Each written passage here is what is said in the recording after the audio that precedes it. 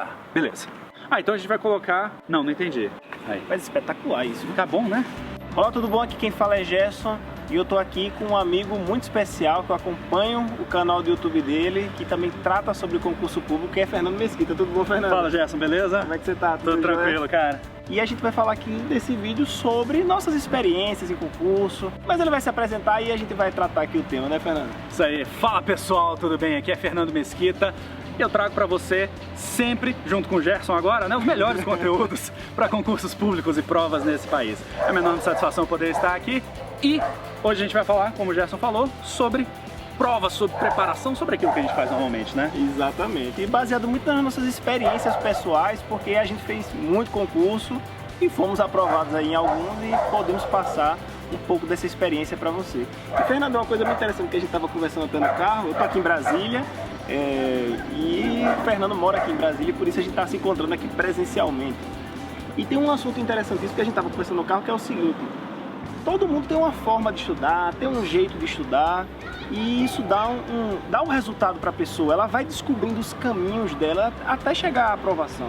Isso. Só que o que a gente percebeu? Que todas as pessoas que são aprovadas, elas têm algumas coisas em comum, que é o que eu estava conversando com o Fernando, que eu sou aprovado para defensor, fui aprovado 2 vezes. O Fernando aqui é analista da Câmara dos Deputados e tem coisas em comum. Então eu percebi que tem coisas em comum minha com ele e com outros aprovados também.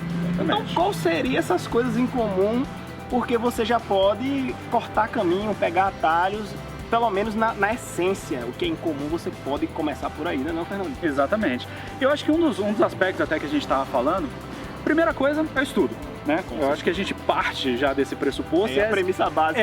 E essa é a coisa que as pessoas normalmente acertam. Então é o primeiro passo que a pessoa faz. É o hábito de, primeiro, ela estudar sempre, estudar o máximo que puder dentro daquelas horas de qualidade que ela vai ter. Não adianta nada a pessoa estudar também se ela não estiver retendo nada. Mas uma das coisas que eu percebi, eu acho que você deve ter tido essa experiência também, é ver que as pessoas que são aprovadas, elas estudam o máximo que elas podem. Porque aquele projeto, é uma coisa que eu digo muito, é a coisa mais importante da vida delas naquele momento. Então isso faz muita diferença para as pessoas, né? Perfeito. E aqui a gente não está falando necessariamente que é estudar muito. Sim. É estudar bem, com qualidade. Esse é o ponto número 1. Eu acho que é estudar bem com qualidade. À medida que você for podendo, você vai aumentando dentro das suas possibilidades. Não adianta também, é uma coisa que eu vejo que é muito comum, que a pessoa quer avançar na quantidade de horas sem levar a qualidade junto. Então imagine que você aumenta em 50% a quantidade de suas horas e diminui tipo em 60% a qualidade. Não resolve. Não é uma matemática boa. Não é. Não é uma tática boa. Então acho que é um primeiro ponto muito importante. Fundamental. O segundo ponto, eu acredito que é você conseguir reter o conteúdo. E aí, eu recebo muita mensagem assim, você também recebe, né, Fernando? A gente estava conversando. E todo mundo passa para reter o conteúdo. Duas coisas aí essenciais que eu estava conversando também com o Fernando. Que é você produzir suas próprias anotações, e aí cada um tem seu jeito, tem seu estilo.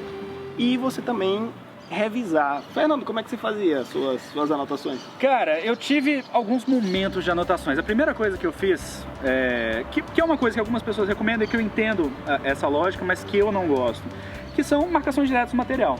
Como eu trabalhava com a área administrativa e a gente não tem assim, uma quantidade tão absurda de disciplinas, eu já estudei para a área policial, publiquei recentemente um vídeo falando da minha aprovação na PRF em 2008. Eu tentei isso durante um tempo, mas eu percebi que isso não funcionava tão bem quanto anotações que eu fazia em folhas à parte. Por quê? Porque eu trazia isso e aquilo eram as minhas dúvidas. Então eu não tinha que correr atrás do material, cada dúvida que eu tinha, para olhar tudo de novo, já estava ali para mim. Com o passar do tempo, eu comecei a fazer mapas mentais, que para mim e para os meus alunos funcionam muito bem. Dado o tipo de conteúdo que a gente tem, a quantidade de conteúdo que a gente tem, funciona muito bem. Eu passei, inclusive, numa prova do TRF para analista judiciário, isso em 2011, eu sou péssimo com dados, mas foi em 2011, eu acho, fazendo mapas mentais e resolução de questões, que é, inclusive, um tópico que a gente vai conversar, né? Como é que você fazia quando você estudou? Eu, na verdade, eu comecei fazendo marcando o material. Depois eu percebi o seguinte, que eu marcava, mas não voltava. Então não resolvia, né? Não resolvia. Então você ia marcando o livro e às vezes eu marcava muita coisa no livro e parecia que o que eu marcava era mais do que eu precisava marcar. E aí, Fernando, descobri duas coisas interessantes. A primeira é o seguinte, com o tempo, né? O que eu marcava no material que dava resultado não era o que eu achava importante. Olha só. Era o que eu estudava a partir das questões do concurso que eu ia fazer e do perfil daquela banca. Perfeito. Então, por exemplo, se eu ia fazer concurso para a Fundação Carlos Chagas, que tem um perfil muito voltado para a lei, se eu estava lendo uma sinopse, uma coisa, tudo que tinha voltado, tinha uma relação muito próxima com a lei e as questões que eu já tinha resolvido, eu ia lá e marcava. Ótimo. Por quê? Porque já era um direcionamento do livro. Você vai adaptando seu material. Exatamente. Né? Não é só a doutrina, mas é a doutrina aplicada. Exatamente, Perfeito. exatamente. E depois eu comecei a perceber o seguinte, como eu não voltava, eu percebi que o grifa-texto, para mim, não servia como técnica de estudo, mas servia como uma ferramenta para Sim. outra técnica. Era o embasamento do passo seguinte. Do passo seguinte, Perfeito. que era as minhas anotações. Isso. Minhas anotações eu não fazia em mapa mental. Pra mim, eu não sou bom de desenhar e assim, pra mim tomava um tempo. Então, o que é que eu fazia? Eu pegava a ideia central e resumia em palavras-chave. É parecido com o mapa mental, só que sem os desenhos. Ele é mais sintético. Tá. Eu sei que tem vantagens e desvantagens. Como por tudo exemplo, na vida, né? Exatamente. Você vai ter que calcular o custo-benefício para tudo na vida. Sim. Então, o mapa mental, a tendência de memorização é maior, mas eu percebi que levava mais tempo. Acontece com algumas pessoas. Por palavra-chave, para mim, o que acontecia? Ele era mais rápido e o custo-benefício ficou melhor para mim. No meu caso. E porque você tinha uma quantidade também muito maior Sim, de conteúdos, sim, né? sim. Então eu acho que tem muito a ver também, como os nossos alunos normalmente são diferentes, a gente tem que ponderar também a quantidade de conteúdo que a pessoa tem, o método de estudo, porque foi o que a gente começou falando. A pessoa ela precisa pegar essas ideias, ela não precisa seguir, ela não precisa nem pode seguir nada cegamente. Ela tem que adaptar isso à realidade dela. O que a gente oferece são ferramentas para que a pessoa possa construir, literalmente, né, aproveitando a metáfora da ferramenta, para que ela possa construir o processo dela. E eu acho que isso é fundamental de você entender que é uma coisa que a gente conversa de vez em quando, que é essa questão de desenvolver a autonomia também, da pessoa conseguir crescer com o processo dela, né? Isso é uma das coisas mais interessantes que eu acho que do trabalho que a gente faz de uma forma geral. Eu acredito que a maior missão que a gente tem é tornar quem nos assiste independente. Sem dúvida. Torne-se independente de mim, torne-se independente de Fernando. Por favor. Nos acompanhe sempre, que a gente traz histórias da nossa vida. A gente fala da nossa vida, fala de concurso, fala de coisa legal, sobre aprendizado e tal. Exatamente. Mas é para você se tornar independente. E a independência você Se torna... libertar. Exatamente. A partir do momento que você pega essas coisas, adapta para sua vida e consegue resultado. Mas ao mesmo tempo a gente tem esses princípios que a gente traz, que são princípios fundamentais. Eu acho que uma das coisas, inclusive, que a gente já citou, é a questão de resolução de questões. O que eu percebi ao longo do tempo é que tem muito aluno que tem medo de resolver a questão. A pessoa não quer resolver porque ela tem medo de errar. Mas se ela não errar agora, quando é que ela vai errar? Na prova. Vai errar na prova. Então eu falo muito isso. Ainda tem o pessoal que diz, não vou fazer a prova, não estou preparado. Exatamente, ainda. não estou preparado agora, mas preparado. Eventualmente vai estar, né? Um dia. Então isso é uma coisa também que é muito importante no processo de preparação, né? Aliás, o primeiro concurso que você tem que fazer é o concurso que você vai perder. Exatamente. Pra quê? Pra treinar, pra saber como é que é o dia da prova, pra saber como você vai marcar, o tempo que você vai ter, calcular seu tempo. Não acho que calcular o tempo em casa, mesmo fazendo simulado, é a mesma coisa. Não é a mesma lá. coisa. Não é. O tempo passa muito diferente. Passa diferente, a noção é diferente. Tem coisas que não vão acontecer em casa, que só vai acontecer lá. Fernando, minha mão suava quando eu fazia a prova subjetiva. Minha mão começava a suar, tremia. Por quê? Porque na prova subjetiva eu já estava num passo à frente, já Sim. tinha o objetivo, então tá chegando perto. Eu vou. Tá quase lá, né? Tá quase lá e a mão tremia. É. Então essas coisas você não explica, você não acontece em casa. Teve uma prova que eu fui fazer que o cara, a gente tava na escola, o cara na rua abriu o porta-malas dele e começou a tocar funk. Passou 3 horas e meia de prova tocando funk lá embaixo. Eu não tenho nada contra funk, mas porra, se você vai fazer a prova, perdão aí pelo meu linguajar, mas você vai fazer prova, você precisa de silêncio, entendeu? Então isso é uma coisa complicada, é coisa que só acontece em prova.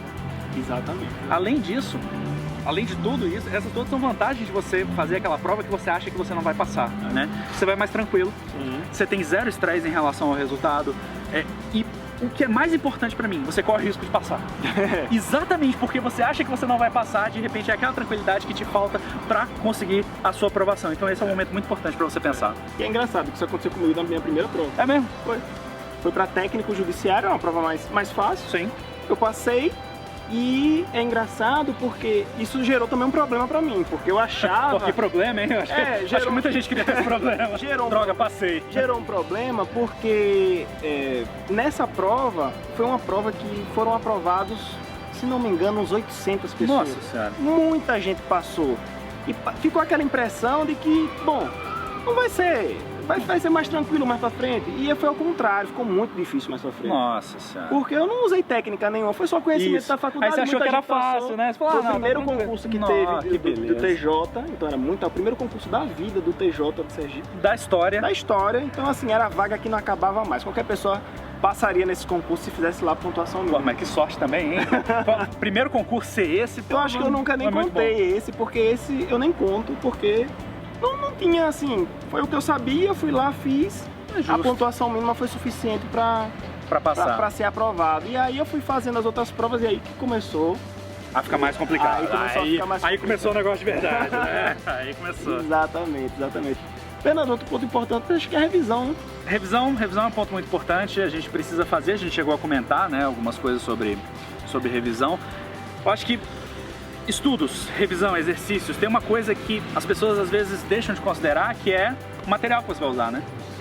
Então, quando a gente fala de material, a gente tem, assim, N possibilidades, né? Como é que foi a sua experiência com os materiais? Com o tempo, eu descobri que o melhor material para você depende do concurso que você faz. Com certeza. Então, o caminho eu comecei a fazer o inverso. Por quê? O caminho tradicional não estava dando jeito. O que acontecia? No começo, vou fazer concurso X, Y, não importa. Mas aí o pessoal que você estava convivendo, olha, o livro, esse aqui é o livro. Então parecia que aquele livro que era a salvação, aquele livro. E aí você começava a ler aquele livro, e aí eu escutei uma outra pessoa, um amigo meu falando, disse assim, fulano passou pra juiz, foi lendo a coleção de fulano e tal. Aí eu falei, porra, pô, é essa, vou mudar. Aí mudei, e não adiantava nada. E aí com o tempo eu descobri o quê? Quando eu ia fazer as provas e não dava nada, não dava resultado, se eu pegasse o conhecimento da prova e fosse ao contrário, qual é o livro mais adequado para aquele tipo de prova? A partir daquela banca, a partir daquele cargo. Você ganha em duas coisas, você ganha num conteúdo mais certeiro e você ganha no segundo aspecto, que é eficiência. Às vezes aquele concurso que você quer tem um grau de profundidade que é X, não é muito alto, ou é muito alto, e você precisa escolher, você pode escolher um livro mais sintético. Sim. Uma sinopse, um resumo, para aquela matéria, para aquele concurso é o suficiente. Sem dúvida. Então se você pegar um material que ele é muito além do que você quer, você está perdendo tempo. Por outro lado, se pegar muito aquém, vai ficar a desejar. Vai ficar a desejar, você não vai ter o embasamento para você poder responder. Exatamente. Então meu material foi assim, então eu não posso jamais dar uma dica, esse livro é melhor, esse livro é melhor. Para os concursos que eu fiz, eu sei qual que funcionou melhor. E por incrível que pareça, para concursos grandes, defensoria que eu fiz, amigos meus que passaram concurso para juiz, sinopse na maioria das vezes resolve. Olha só, que coisa boa. Essa é inclusive uma questão que a gente passa às vezes, porque no público majoritário, é claro que a gente tem pessoas querendo ser magistrados, querendo ser defensores, promotores, mas o foco do meu canal é pessoal de área administrativa. Então, como eu não tenho formação específica, eu sempre procurei esses cargos. E a gente tem muita dificuldade com material de direito, né? Eu tive muita dificuldade quando eu comecei a estudar direito. E talvez se eu tivesse escolhido alguns materiais diferentes, isso tivesse sido mais fácil. E Fernando, muito interessante essa nossa conversa, mas a segunda parte desse vídeo vai estar lá no canal de Fernando. A gente vai falar sobre mais temas e aí você vai poder acompanhar sobre temas das nossas experiências pessoais. Aqui a gente falou sobre estudos. Revisão, questões, material, e a gente vai falar sobre muita coisa boa ainda. Joia. Beleza? Vamos lá pro canal do Fernando? Te vejo lá. Até mais. Até lá o canal do Fernando.